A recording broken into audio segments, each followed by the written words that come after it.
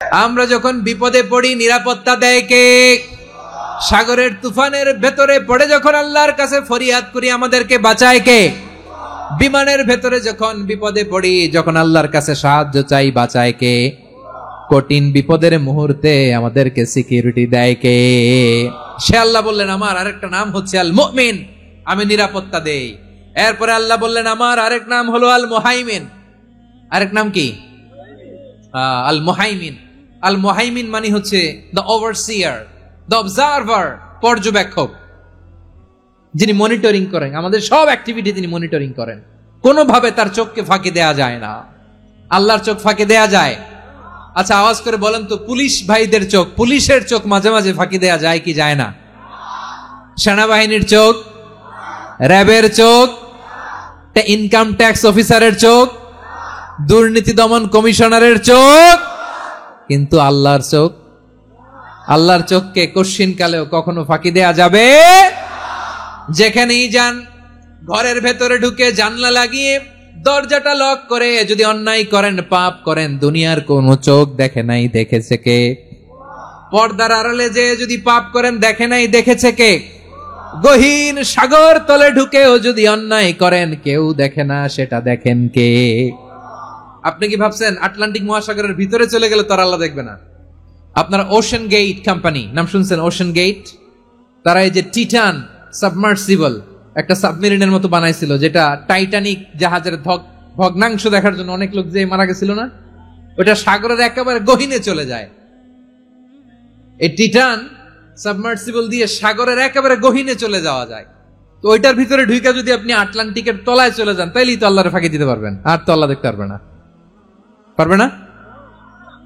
সাগরের অতল গহ্বরে চলে গেল, পাহাড়ের সুরঙ্গের ভেতরে ঢুকে গেল, মহাকাশ স্টেশন পাড়ি দিয়ে মঙ্গলে পাড়ি জমালেও আমার আল্লাহর চোখ কশ্চিন কালেও ফাঁকি দেয়া যাবে? এজন্য সে আল্লাহ বললেন লা তুদরিকুহুল আবসার ওয়া হুয়া ইউদরিকুল আবসার ওয়া হুয়াল লাতীফুল খাবীর। আমার আল্লাহ দৃষ্টির আয়ত্তে নন, কিন্তু দুনিয়ার সব দৃষ্টি আমার আল্লাহর আয়ত্তে, ঠিক কিনা? সূক্ষ্মদর্শী, সূক্ষ্ম থেকে সূক্ষ্ম পাপ কাজ যেভাবে যেমনটি করেন সব দেখেন। মুখে না বললে অন্তরেও চিন্তা করলো, অন্তরে চিন্তার উদ্রেক ঘটেছে, ওইটা তো কেউ জানে না, কিন্তু জানেন কে? এভাবে যিনি সূক্ষ্মভাবে মনিটর করেন, ওভারসি করেন, অবজারভেশন করেন, তার নাম হচ্ছে আল মুহাইমিন, পর্যবেক্ষক। আসুন আমাদের রবকে চিনি। কার সামনে কপাল ঘষে সেজদা দেন তারে চিনে নেন। কার সামনে ফরিয়াদের দুই হাত উঠে কাঁদেন, দুই হাত তুলে রোনাজারি করেন, তাকে জেনে নেন। তিনি হচ্ছেন আল মুহাইমিন, দ্য অবজারভার, পর্যবেক্ষক। কেউ যেটা দেখে না সেটা দেখেন কে? এরপরে আল্লাহ বললেন আমার আরেকটা নাম হলো আল আজিজ। আল আজিজ মানে মহাপরাক্রমশালী, মহাশক্তিধর। আল আজিজ, দ্য অলমাইটি, মহাশক্তিধর, মহাপরাক্রমশালী, যার মোকাবেলায় কেউ টিকতে পারে না, যার সিদ্ধান্তের সামনে কেউ বাধা হয়ে দাঁড়াতে পারে না, যার ক্ষমতার সামনে পৃথিবীর সব ক্ষমতা নস্যি, তুচ্ছ, নগণ্য, অসহায়, তার নাম হচ্ছে আল আজিজ। সুবহানাল্লাহ পড়বেন না? আল আজিজ, মহাপরাক্রমশালী, ক্ষমতাধর, শক্তিধর, দ্য অলমাইটি, যার ক্ষমতার মোকাবেলায় কেউ দাঁড়াতে পারে না, যার সিদ্ধান্তের সামনে কেউ বাধা হয়ে টিকতে পারে না, যার শক্তির সামনে সবাই অসহায়, দুর্বল। সুবহানাল্লাহ, তিনি হচ্ছেন আল আজিজ। আল্লাহ বলেন আল্লাযী খালাকাল মাউতা ওয়াল হায়াতা লিয়াবলুয়াকুম আইয়ুকুম আহসানু আমালা ওয়া হুয়াল আজিজুল গফুর। তিনি এমন সত্তা যিনি জীবন তৈরি করেছেন, মরণ তৈরি করেছেন, যাতে করে পরীক্ষা নিতে পারেন তোমরা কে কর্মে সেরা। তিনি হলেন আল আজিজ আল গফুর। তিনি ক্ষমাশীল, আবার তিনি শক্তিধর। তার শক্তির সামনে কেউ টিকতে পারে? আমরা পৃথিবীর সব দেশের মিলিটারি ব্যাটালিয়ন নিয়ে যদি আল্লাহর সামনে দাঁড়াই, তাহলে তো আর আল্লাহ পারবে না, নাকি? হ্যাঁ, পৃথিবীর সবচাইতে শক্তিশালী সেনাবাহিনী কোন দেশের জানেন? আমেরিকার সেনাবাহিনী, তারপরে রাশিয়ার সেনাবাহিনী, চীনের সেনাবাহিনী, সব সেনাবাহিনী, নৌবাহিনী, বিমান বাহিনী যত আছে সব নিয়ে যদি আল্লাহর সামনে দাঁড়াই, পারবে তখন আল্লাহ আমাদের সাথে? হ্যাঁ, তার সামনে কোনো ক্ষমতা টিকতে পারে না, তার সামনে কেউ বাধা হয়ে দাঁড়াতে পারে না, তার সামনে গোটা বিশ্ব মুখ থুবড়ে থাকে অসহায়। তার নাম হচ্ছে আল আজিজ। চিল্লায় পড়েন সুবহানাল্লাহ। এরপরে আল্লাহ বললেন আমি হলাম আল জব্বার। জব্বার মানে দুর্দন্ত প্রতাপশালী, দ্য ডমিনেন্ট, যিনি সবাইকে বশ মানাতে পারেন, সবাইকে অনুগত করতে পারেন, যিনি সবাইকে পূর্ণ নিয়ন্ত্রণ করতে পারেন, তার নাম হচ্ছে আল জব্বার। আল্লাহ বলেন হুয়াল কাহিরু ফাওকা ইবাদিহি ওয়া হুয়াল হাকীমুল খাবীর। কাহিরু ফাওকা ইবাদি, তিনি বান্দাদের উপর কাহের, একচ্ছত্র নিয়ন্ত্রণকারী। তিনি যেমন চান তেমন ভাবে বশ মানাতে পারেন সবাইকে। তিনি হচ্ছেন আল জব্বার। তিনি কি? বিশ্বনবী ফরমান ইয়াখুদুল জব্বারু ইয়াউমাল কিয়ামাতি সামাওয়াতিহি ওয়া আরবাহু বিয়াদিহি।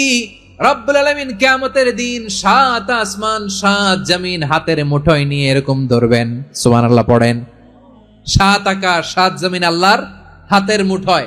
আমি যেরকম হাতের মুঠা করছি এরকম নাকি? না, যেমনটি আল্লাহর শানে খাটে ঠিক তেমন। সুবহানাল্লাহ বলেন। আল্লাহর সাথে কারো তুলনা হয়? তাহলে বলেন তো আল্লাহ দেখতে কার মতো? আওয়াজ করে বলেন আল্লাহ আল্লাহর মতো। আল্লাহ কার মতো? ওয়ালাম ইয়াকুল্লাহু কুফুয়ান আহাদ, তার মতো কেউ নাই। তাহলে তিনি কার মতো? তার মতো। আওয়াজ করে বলেন তিনি কার মতো? তার মতো। আল্লাহ তাআলা 7 আকাশ 7 জমিনকে হাতের মুঠোয় নিবেন, মুঠোয় নিয়ে বলবেন আনাল জব্বার। আরে আমি তো জব্বার। আইনাল জব্বারুন। দুনিয়ার স্বৈরাচারী গুলো আজকে কোথায়? দুনিয়ার জালিম গুলো কোথায়? দুনিয়ার অত্যাচারী বাদশাগুলো আজকে কোথায়? আল্লাহ বলবেন আমি তো জব্বার। দুনিয়াতে যারা জব্বার বলে নিজেদের দাবি করতো, স্বৈরাচার, ডিক্টেটর, জালিম, অত্যাচারী, আজকে তোরা কোথায়? কোথায়? কোনো আওয়াজ নাই, কোনো খাওয়া নাই, ওই দিন কোনো টু শব্দ নাই। ওই দিন ক্ষমতা হবে এক সত্তার। চিল্লায় বলো তিনি কে? এজন্য আল্লাহ বললেন আমি হলাম জব্বার। এরপরে আল্লাহ বললেন আমি হলাম মুতাকাব্বির। আমি কি? মুতাকাব্বির মানে হচ্ছে দ্য সুপিরিয়র। সুপিরিয়র, যার চেয়ে বড় কেউ নাই, তিনি সবচেয়ে বড়। এজন্য নামাজে প্রত্যেক রুকুতে সেজদায় আমরা সবাই বলি আল্লাহ আপনি সবচেয়ে বড়, ইউ আর দ্য গ্রেটেস্ট। আমরা বলি আল্লাহু আকবার। আমরা কি বলি? আওয়াজ করে বলেন আমরা কি বলি? কি বলে নামাজ শুরু করি বলেন তো? আওয়াজ করে সবাই পড়েন আল্লাহু আকবার। মানে আল্লাহ সবচেয়ে বড়। আল্লাহু আকবার মানে কি? আল্লাহ সবচেয়ে মহান, সবচেয়ে বড়। বলেন তো আল্লাহর চাইতে বড় কোন সত্তা এই মহাবিশ্বে দ্বিতীয় কেউ আছে? এজন্য আল্লাহ বলেন আমি হলাম আল মুতাকাব্বির। প্রকৃত গর্ব অহংকারের মালিক। আসল গর্ব, বীরত্ব, অহংকারের মালিক কে? আল্লাহ ছাড়া আর কারো অহংকার সাজে? সাজে না। আমাদের অহংকার সাজে? অহংকার সাজে না। আল্লাহ বলে আল কিবরিয়া ও রিদাই, অহংকার আমি আল্লাহর চাদর। ওয়াল আযামাতু ইজারি, বরত্ব আমি আল্লাহর লুঙ্গি। যে অহংকার করে ওই বেয়াদব কেমন যেন আমি আল্লাহর চাদর ধরে টান মারে। আর যে আমি আল্লাহর চাদর ধরে টান মারার স্পর্ধা করে আলকাইতুহু ফিন্নার ফালা উবালি, ওরা আমি জাহান্নামে নিক্ষেপ করব, আই ডোন্ট কেয়ার। ওরা আমি জাহান্নামে ফেলি। কারণ অহংকার এটা মানুষের সাজে না, এটা সাজে কার? তিনি হচ্ছেন আল মুতাকাব্বির। আল্লাহ ডেকে বলে গোলাম কেমন করে তোর বরত্ব সাজে, অহংকার সাজে?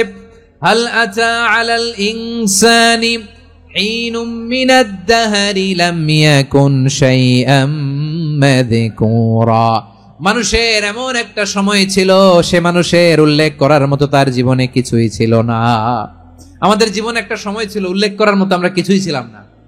বলেন তো আমাদের মায়ের পেটে যখন আমরা ছিলাম, প্রথম আমাদের সাইজ এত ছোট ছিল, 1 ফোঁটা পানি, নাপাক পানি, মাইক্রোস্কোপ দিয়েও তো আপনার হদিস খুঁজে পাওয়া যায় না। তা আপনার অহংকার আসে কোত্থেকে? আপনার বাবার পিঠ থেকে যখন মায়ের জরায়ুর ভেতরে যে আপনি পড়লেন, আপনি এত তুচ্ছ, আমরা এত তুচ্ছ নগণ্য ছিলাম, মাইক্রোস্কোপ দিয়েও আমাকে খুঁজে পাওয়া যায় না, সেই আমি অহংকার করি। মায়ের পেটে 8 মাস 9 মাস তিলে তিলে আমাকে বড় হওয়ার তৌফিক দিলেন কে? দুনিয়াতে আসার পরে হায়রে দাঁত নাই, হাড্ডি চাবাইতে পারি না, ঠিক কিনা? আমাদের ঘরে যাদের 6 মাস 4 মাসের বাচ্চা আছে, ওরা গরুর হাড্ডি খাইতে পারে? হ্যাঁ। তারপর হাঁসের হাড্ডি, মুরগির হাড্ডি চাবাতে তো খুব ভালো লাগে, তো এগুলো চাবাতে পারে? কি দুর্বল দেখছেন, ও কিছু খাইতেও পারে না। ওরে দুধ দিয়ে, তারপরে ওকে আপনার ডাল দিয়ে, সবজি দিয়ে একটা মিক্স খিচুড়ি বানাইতে হয়, এটারও আবার ব্লেন্ডার করতে হয়। এদিক দিয়ে দিলে বাচ্চার এদিক দিয়ে পড়ে, এ নাকি আবার অহংকার করবে। বড় হওয়ার পরে অসুস্থ হলে মানুষের চেহারা ফ্যাকাশে হয়ে যায়। আইসিইউতে যে আল্লাহ আমারে বাঁচাও, এতদিন কইতে আমি ক্ষমতার মালিক, এতদিন কি কইছে আমি ক্ষমতার মালিক। আইসিইউর বেডে কি বলে, আল্লাহ আমারে বাঁচাও। দেখছেন ক্ষমতা, এই তো মানুষের ক্ষমতা, এই তো ক্ষমতা। আর বয়স যখন 70-80, লাঠি ছাড়া যার জীবন চলে না। পিঠটা আগে ছিল এরকম, এখন বাঁকা হয়ে গেছে। এ করে অহংকার, এ করে বড়ত্বের গর্ব আর বড়াই। আল্লাহ বলে মানুষের জন্য অহংকার সাজে না, বড়ত্ব মানুষের মানায় না, দাম্ভিকতা মানুষের মানায় না। অহংকার, গর্ব, বড়ত্ব এগুলো একজনের জন্য। আওয়াজ করে বলেন তিনি কে? আল মুতাকাব্বির, দ্য সুপিরিয়র, সবচেয়ে বড়, বড়ত্ব এবং গর্বের অধিকারী।